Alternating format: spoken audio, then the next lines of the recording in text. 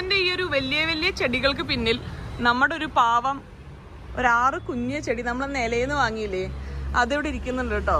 ഇത് നമുക്കിന്ന് പോകുമ്പോൾ കൊണ്ടുപോകണം. നമ്മുടെ റൂമിൽ അവിടെ ഫോട്ടോ ഫ്രെയിമിൻ്റെ സൈഡിൽ ഒരു 6 സ്റ്റാൻഡില്ലേ, ഒരു പ്ലാങ്ക് പോലെ വരുന്നത്, അതിൽ വെക്കാൻ വേണ്ടിയിട്ട് വാങ്ങിയതാണ്.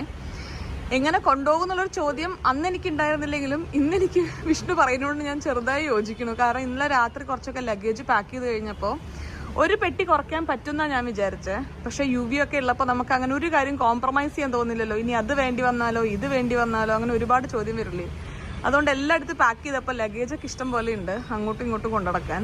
അപ്പോൾ എങ്ങനെയെങ്കിലും അഡ്ജസ്റ്റ് ചെയ്ത് നമുക്ക് ഈ ഒരു 6 ചെടി കൊണ്ടുപോകണം. അവിടെ എത്തിയിട്ട് വേണം നമുക്ക് ഈ ഒരു ചട്ടിയൊക്കെ ഒന്ന് മാറ്റി വെക്കാൻ.